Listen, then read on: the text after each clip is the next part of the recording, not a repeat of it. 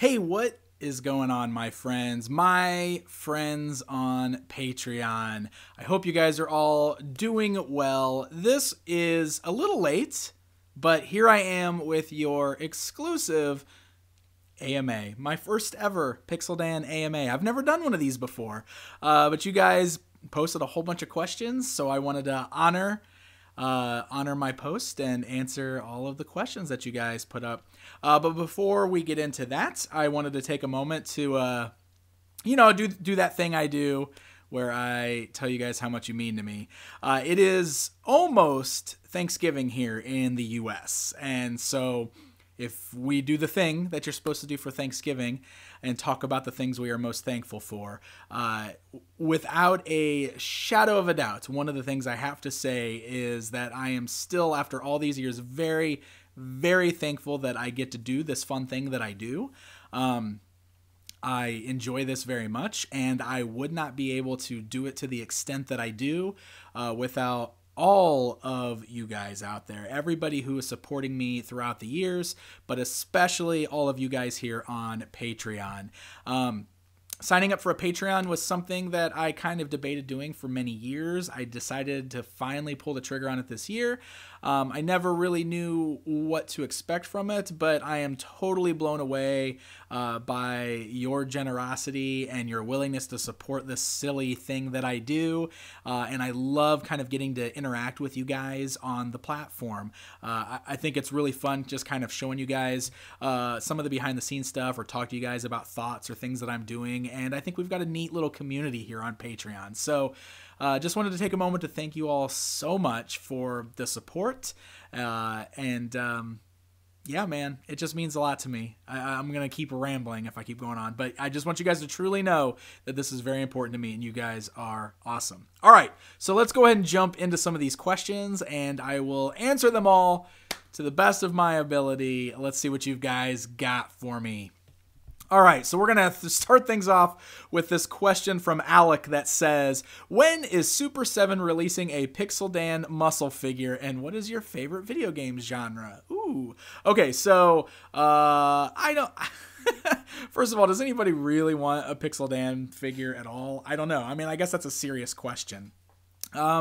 I've always thought about doing, honestly, I've always thought about trying to find some way to do a Pixel Dan figure. Obviously, I think that would be really cool to kind of leave my mark somewhere in actual plastic in the toy world, something that people can buy.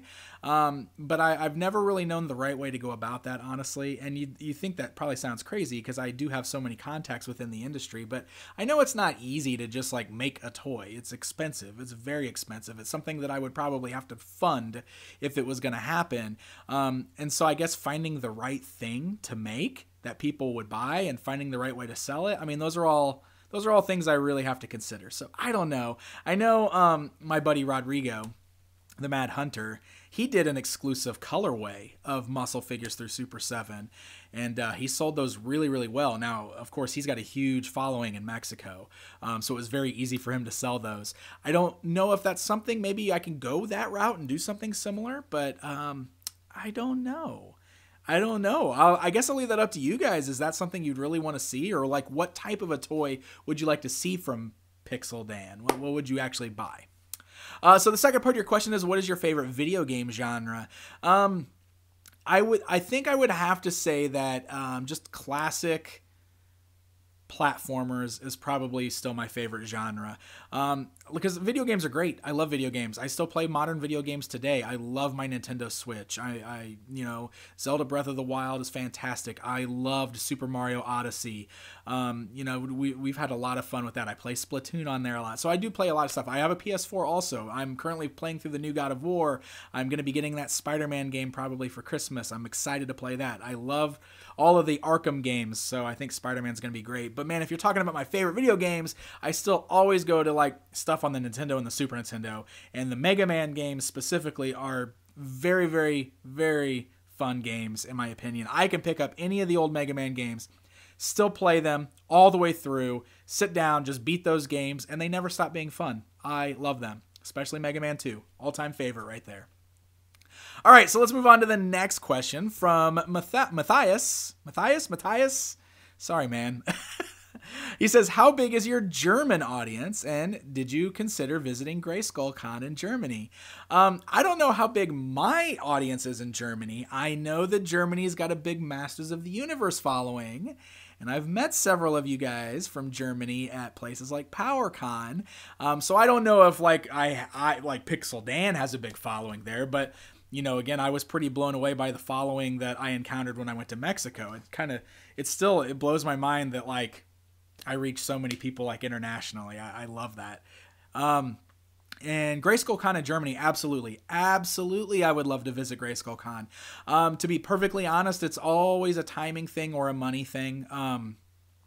The hardest part is that I have a family. I have a 4-year-old son, and that has really made those bigger trips a little bit harder to fit into my schedule because there are certain other trips that I personally feel like I have to make every year because it's for this channel. So, I have to go to New York every year for Toy Fair. I have to go to San Diego every year for Comic-Con.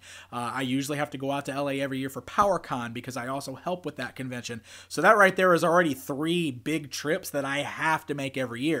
And plus, I do have a day job still, and I have limited vacation time, so I have to conserve that for taking these big trips.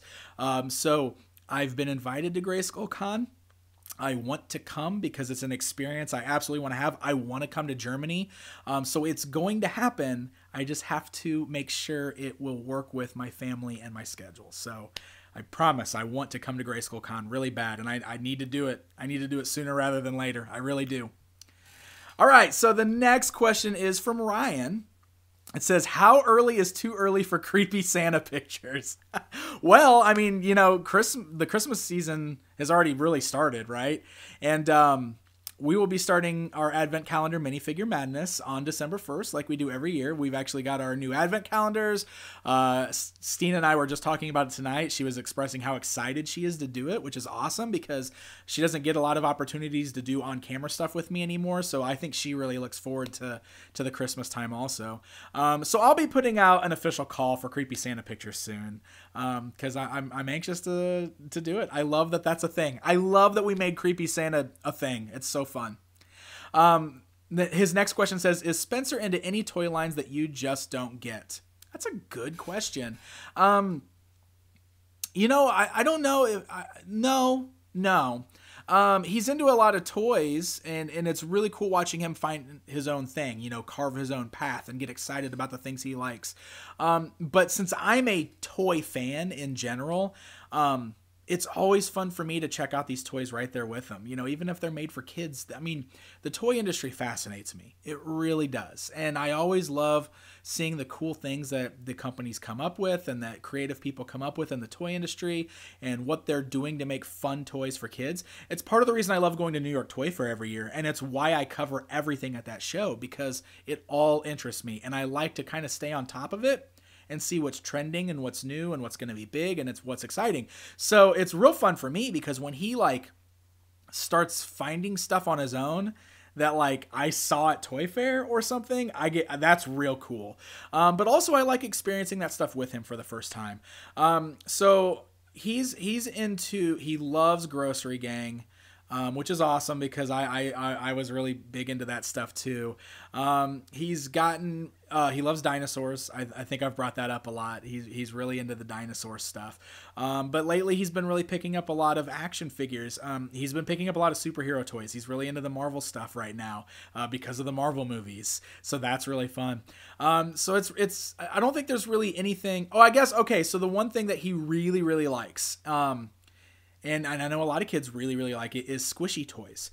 If you guys have ever seen Mash'ems, he loves Mash'ems, just loves them. And I always try to figure that out, and I guess that's me doing my toy thing, trying to figure out what it is about stuff like that kids like. And I think it's this squishy feeling, very similar to slime or anything like that. I think there's something tangible about that kids really like. So I don't know. It's a lot of fun. He goes on to ask, will the Geek Easy podcast be a little more wrestling based now that Jaren appears to be a regular? Yeah, so the Geek Easy podcast is my podcast that I've actually done for several years with my one of my best friends, Jonathan. And we took about a year off for many reasons. Like I moved, he had another kid. He's got 3 kids of his own. And then I was working on a big project and lots of stuff like that really kind of just made it hard for us to get together to record all the time. And I'm sorry, this thing is going out of focus really bad. There we go. So we took some time off, but we are launching again. We are restarting, and we are bringing in my friend Jaren. So it's like my 2 best friends, which is awesome, because part of the reason that we started the Geeky Z anyway is because the 3 of us sit around and have these conversations all the time, and we wanted to do it like on a microphone and record it for people to listen to. So now Jaren's here permanently, and actually the same time this video is going up, the new episode's going to be up, and we explain everything in that. So there'll probably be a little bit more wrestling, because I'm a big wrestling fan too. All 3 of us are, so we'll talk about a little bit of that too. But the format will always be about just pop culture, anything. Is kind of what the show's about, and we do have like a new format for it too. So I hope you enjoy it, and I hope if you guys have never checked it out before, I hope you guys check it out. It's on iTunes and Stitcher and Google Play and YouTube. Just search for the Geeky Z Podcast. And his last question says, when will you spill the beans, Dan? And he's talking about that project that I just briefly mentioned. It's been a year-long project that I unfortunately am still working very hard at, and I've run into some walls with it, so I can't still talk about it. I want to really bad. You guys have no idea how bad I want to tell you about this project I've been working on, because it's killing me. Like, the project itself is it's going to be great in the end, but it has worn me out, and I've run into, I'll tell you what, I've really experienced some real challenges doing this. Like, I'm really learning what it's like to try to be a creative person in this industry, and the challenges that sometimes you run into with that, and with licensing and stuff like that. And it's really wrecked me emotionally a lot, to be perfectly honest with you guys.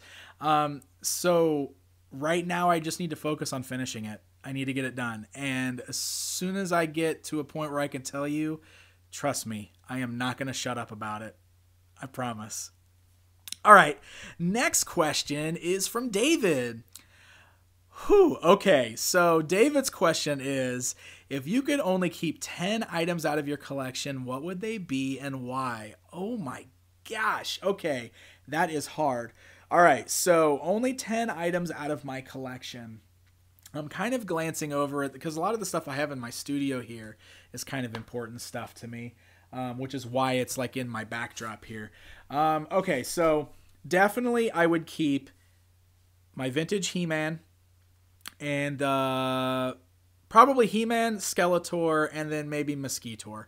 Mosquitor, of course, is my favorite character and favorite figure from that line, but if we're talking about sheer importance of that toy line to me, He-Man and Skeletor are the most important to me, so I would definitely keep them. So let's count that as 3 figures right there. I would definitely keep my brown costume Toy Biz Wolverine from the 90s. Just because that Wolverine figure meant a lot to me when I was a kid growing up in that era for me. From my Ninja Turtle stuff, I would definitely keep... This is tough. Okay, so I would have to keep a couple Ninja Turtles figures. There's just no doubt about it. So I would probably keep Mutagen Man and Muckman because I love them so much. And I know it's easy to pick like regular turtles, but I think I would say Space Cadet Raphael I would keep because I wanted that figure so bad as a kid, and I have a lot of great memories with it, so he's on my list. So we're at 7 now? We're at 7? So I need to pick 3 more things that would be really important for me to keep. Another Ninja Turtles figure I would definitely keep is Hotspot, the Dalmatian. He's a bit of a rare figure. But the reason I would keep him isn't because he's rare. It's because my wife surprised me with him as a Christmas gift. And it's one of those moments where like she really went out of her way to find something that she knew was hard to find and buy it for me and surprise me with it. And just like the meaning behind her getting that for me means more to me than value at all. I just think it's so cool. So that's got to stay with me. So that's number 8. My gosh, guys, this is hard. This is really hard. I'm trying to think if there's anything else from like my childhood that I would really want to keep. Oh, so, oh man, I don't know if this counts. So okay, this one's real sappy and a good dad thing. But my son has this Cookie Monster action figure that was like he was obsessed with when he was a baby, when he was like an infant, and like even as a young toddler, he just this thing went with him everywhere. He was inseparable from this figure. And while he still enjoys Cookie Monster and Sesame Street, he's not attached to it the way he used to be. So that figure is now it's always going to be like on my shelf because that was his. So I have to keep that. So here we go. Number 10. What's the number 10 thing? What is that thing? What's the last one? Oh, guys, this is hard. This is a rough question, man. You're killing me here.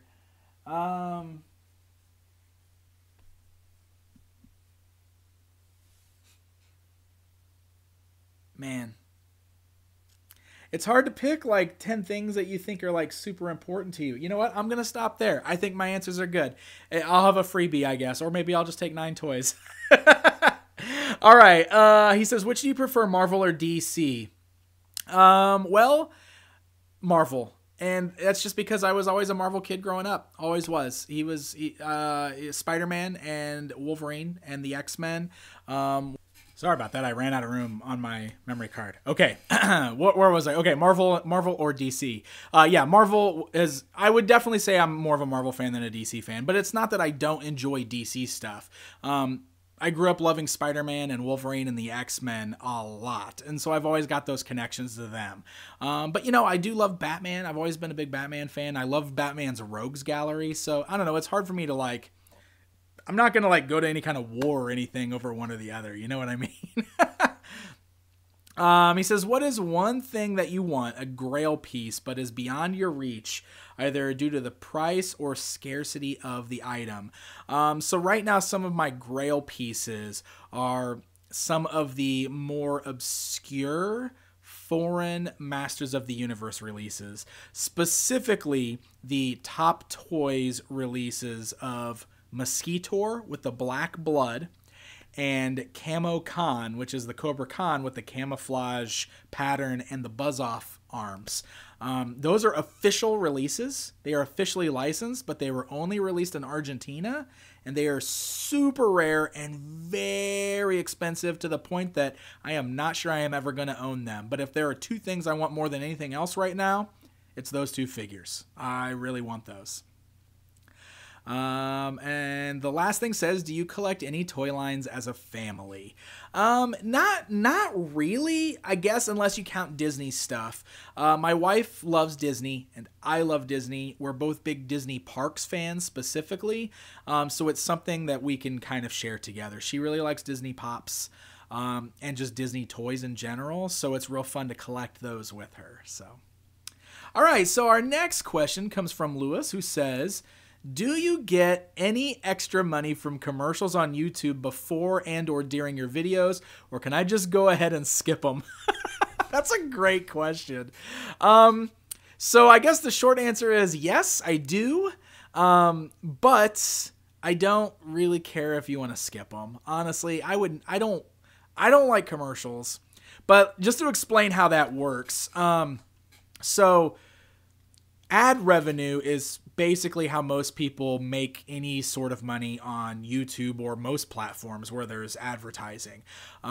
Anytime an ad plays or starts to play or is clicked or anything like that, a small percentage of that revenue comes to me. And I mean a small percentage. But that's how I earn revenue off of YouTube. It definitely helps. And honestly, if you guys want to watch the ads, that's great. But it's the same thing with I'm never going to make a video and tell people, you better turn off ad block and you better never skip my ads because you're taking money out of my pocket, because I just don't feel that way. Obviously the money helps.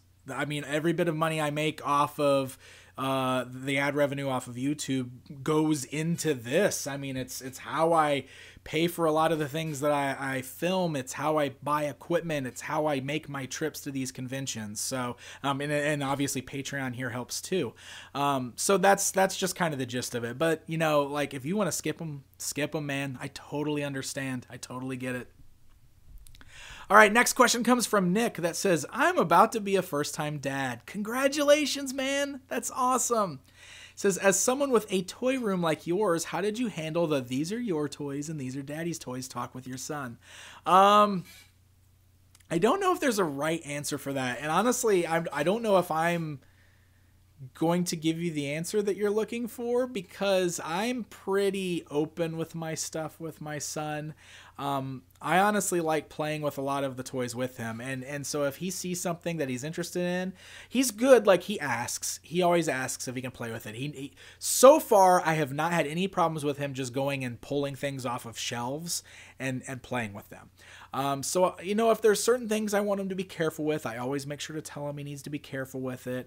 And there are certain things that I won't let him play with. And I just kind of tell him, you know, I'm sorry, buddy, but this, usually what I tell him is it's breakable.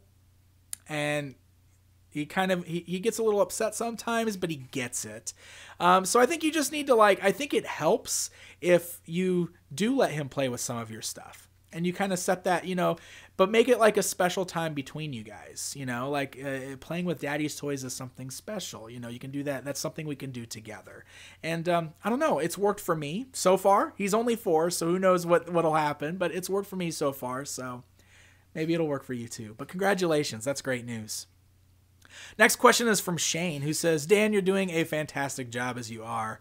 Thank you, man. I really appreciate hearing stuff like that. Seriously. He says, I noticed you grabbed some Galaxy Warriors in your previous show me your stuff. Look at my stuff video. That's what I'm trying to say. It would be cool to see a toy explosion on these bootlegs, or any bootlegs really. Totally, right? I think that's a great suggestion. I'm a big fan of just the 5.5 genre in general. And so maybe that would be a worthy topic. Now, I'll tell you right now, those lines go deep. Those bootlegs and then the knockoff, I mean, I guess the knockoffs and then the bootlegs of the knockoffs and all the different lines, it goes deep. And I have a hard time keeping track of it. Like, I don't know half these guys' names when I'm finding them. So it could do some serious research to put together an episode like that. But maybe I can do like just an overview or a look at some of the cooler non-He-Man 5.5 figures. I don't know. Could be a fun topic idea. I like where your head's at. It's probably going to happen at some point. Ryan is back and says, what franchise / group of characters, etc. would you like to see get the Savage World Primal Age treatment? Ooh, talking 5.5. Man, that would it'd be fun to see a lot of stuff done in that 5.5 scale. That's tough, you know, because what they're doing now is pretty neat, but not something I ever expected, like getting DC figures in that style or Mortal Kombat in that style. I would love to see, even if there's a way that some of these older toy lines could come back in that style that like don't have any other chances of coming back any other way, that'd be fun. Like, I know that Sectars is getting a 3 3/4 inch release through that Kickstarter, but you know what? Sectars, to me, would have been so much cooler in a 5.5 style like this, right? Wouldn't those have looked great in 5.5 right alongside He-Man and everything? Even the Beasts and everything? Oh, man, something like that would be amazing. We're talking about old lines like that. What about Brave Star? That would be cool in the 5.5 style. I don't know, man. I'm really into it, and I'm glad that so many companies are trying to do that retro barbarian action figure style right now, because it's like my favorite type of toy, and it's just really fun getting new stuff in that style. I think it's a lot of fun. So bring them all on. Bring them on. Jeffrey says, what is your day job? Well, not to get like too in depth on it, but basically it's a boring desk job. I sit at a desk all day. I work for an insurance company. I don't do any of the selling or anything. I actually work at the home office, and I basically, like when the company hires new agents, my unit is in charge of like setting them up and getting them running. So that's what I do. I've actually been at this day job for 15 years, which is crazy. So been doing that longer than I've been doing this. It's not like my passion by any means. So, you know, if I can change it, that's obviously the ultimate goal. He says, have any toy companies approached you to do videos for them, such as marketing reviews, etc.? Yeah. So, well, I mean, a lot of the reviews I do, well, not, I mean, I would say, I guess maybe about half of the stuff that I do on my channel is, you know, product that companies have sent to me for the specific reason of doing reviews of. And that dates back almost a full 10 years because I almost immediately got hooked up with Mattel for Masters of the Universe Classics, which is just one of those amazing things. You know, I love it and I appreciate all the work I get to do with companies. I've done a couple of sponsored videos. I didn't love those. Obviously, it's nice getting them to actually pay you to do a video, but it's hard because you're essentially making a commercial, and that's fine. I don't think there's anything wrong with anybody that does a sponsored video because you got to do what you got to do. So I don't know. I might do more of that in the future, but I'm picky. I'm picky with what I choose to do. And right now, I'm really focusing on doing the things I really want to do with my channel, stuff like Toysplosion. So I'm you know, I've got a lot of stuff that I'm working on still that is like review samples that people have sent me, but I'm trying to knock out all of my obligations right now because I want to put most of my focus on stuff like Toysplosion. That's just where I'm at right now. I'm enjoying doing it, and that's what I want to do more of. But other than that, I've never been approached by a toy company to like work for them. And I wouldn't be opposed to it. I mean, if I could shift my career into doing something actually in the toy industry, that would be cool. Obviously, I would love to keep doing this as well. So I would have to find a way that I could do both at the same time. But yeah, so I've worked with and alongside toy companies a lot in the last decade, but I've never actually been like on the payroll. And then he says, if you could have only one version, vintage Castle Grayskull or the 2013 Classics Castle Grayskull. That is tough. Classics Castle Grayskull is an amazing playset. An amazing playset. It is so good. The sculpt is amazing. Everything about it's fantastic. That being said, I'm going to choose vintage, and it's just because of the nostalgia. Solely for nostalgia.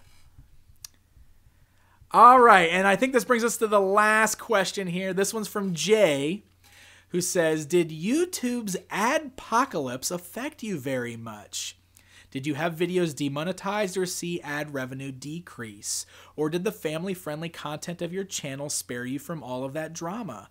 That's a great question. So this is stuff that I don't really get into publicly a whole lot. So, but I'm totally cool with sharing it you guys here on Patreon. I avoid, and you know, we talked a little bit about the ads and ad revenue a little bit earlier. And this is something that I really go out of my way to like not be public about because I don't really feel like people following me on social media or anything really care to hear about this. I know that it's a huge turnoff for people to hear about creators complain about their revenue and stuff like that. So I don't like doing that. The adpocalypse thing was nuts. And yes, it affected everybody.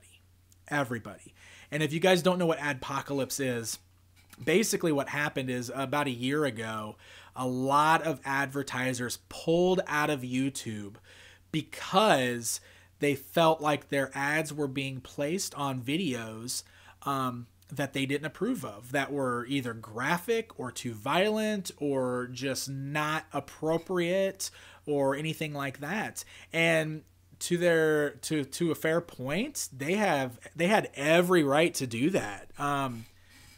And it's tough with YouTube because, you know, when you're talking about commercials on TV, like everything that airs on TV is like vetted, right? Like there's like censors and there's things that like approve something to be on TV. There's not really an approval process for YouTube. So, you know, I think that's been something that they've kind of been struggling with, is trying to find the best way to manage stuff like that, because they have to keep the advertisers happy, because the advertisers are how YouTube's making their money and ultimately how we're making money. But it's awful because yes, guys like me, like I do go out of my way to stay family friendly. Now I don't think that means everybody needs to be family friendly, but I do still think there's a lot of really inappropriate content out there, and there has been a lot of really inappropriate stuff in the toy space. And I'm not talking about like fellow collectors who do like toy reviews of like collector stuff. I'm talking in the kids realm, where there's a lot of like people taking advantage of like kids watching YouTube and making really inappropriate, just awful content. And that's where all the views are. All the views are in that kids stuff. And so of course it's questionable having ads on all that, right? But that right there is part of what caused all of these problems. So a lot of us got hurt by that. And yes, I have been hurt by it. In fact, I will say that I don't want to go into full details, but 2014 and 2015 were my best years on YouTube. And I think they were a lot of people's best years on YouTube. And since those years, it has been a steady decline. And it's not even like my views are good. I'm steady. I'm stable. I'm still getting traffic. My subscriber count is growing. All of that is good. But the revenue part gets worse and worse and worse every year. And part of that is because more and more people are joining YouTube. So that's more people splitting the pie. But the other part of it is because of all of this stuff going on. It's tough. It's a complicated environment to work in, because you never know what the right thing to do is. But all I can do is I can just keep moving forward. I keep doing my thing. I keep trying to have fun with it, which is super important, right? I've got to enjoy it. Otherwise, I shouldn't be doing it. And I do still very much enjoy it. And I love interacting with you guys. So I just keep moving forward. So to be perfectly honest with you guys, that's why things like Patreon are important. That's why I think it's cool that there's an outlet like this, that people can support the creators that they really enjoy. And again, this is not something I will ever like go out. Like, my content will always be free to watch. I will never go out and tell people that they must pay me to watch my videos on YouTube. But having this extra push is greatly beneficial for us. It's very helpful. So again, that will just bring us to a wrap up where I can once again thank you guys for everything. You guys are amazing. I appreciate you all more than you ever will know. And those were some awesome questions. So thank you guys so much for taking the time to ask them. This was a really long video. Hopefully you enjoyed this kind of casual sit down and chat video. And I will do more stuff like this with you in the future. I promise. That's one of the things I want to do with you guys here on Patreon. I am still working very hard on 2 episodes of Toy Explosion, which have been a little more complicated, which is why I've fallen a little bit behind. Plus the holidays are looming. But I promise I'm going to get them out soon. You know, I've got a whole stack of these right here ready to talk about. I'm getting to be shooting them real soon. I've got a bunch of the writing done. I've got my guest getting his stuff done for the episode. So the Star Wars Power of the Force episode. And let me scoot over here real quick. Hold on. So the other episode that I'm working on for Toy Explosion, Bucky O'Hare. So there you go. Gave you guys a little bit of new information there. I'm doing a episode on the Hasbro release of the Bucky O'Hare toys. And I might actually get the Bucky O'Hare episode done before the Star Wars episode. I think I'm going to switch them around. Only because I have a few more things that I need to get a hold of to shoot good footage of for the Star Wars episode. Which isn't a problem. I will have it. It's just, sometimes it takes a little extra time. And I like to get all my own footage as much as possible for these. It's just one of the ways I like to do things for this show. I have everything I need for Bucky. I have all of it. So I think I might move forward with the Bucky episode, and then the Star Wars episode will be right after that. And then I've also got at least one Christmassy episode planned, but I'm hoping to get 2. So that's a really short amount of time, but I'm hoping to crank out 4 episodes of Toy Explosion before Christmas. Don't hold me to it, but you can hold me to at least 3 of those. How about that? I want to keep cranking these out. And then, like I said, I think I'm going to really refocus things for 2019 because I want to keep doing stuff like Toy Explosion because I love it. I'm really enjoying doing it. I like that it's like evergreen content. Like, some of my reviews, they expire. You know what I mean? Like, and they do. Like, when I put up a review of a brand new toy, the traffic is there for a good week, maybe a month, but once that toy's been out for a while, that video dies. Stuff like Toy Explosion is something you can always revisit. And I think I want more of that on my channel. So that's part of the reason I want to focus on it. All right, guys. Well, that's going to wrap things up today. Thank you all again very much. I hope you enjoyed this. Like I said, I'll definitely do more of this in the future. For those of you in the U.S., have a wonderful Thanksgiving. Have a great weekend. All of you guys, enjoy yourselves. And until next time, my friends.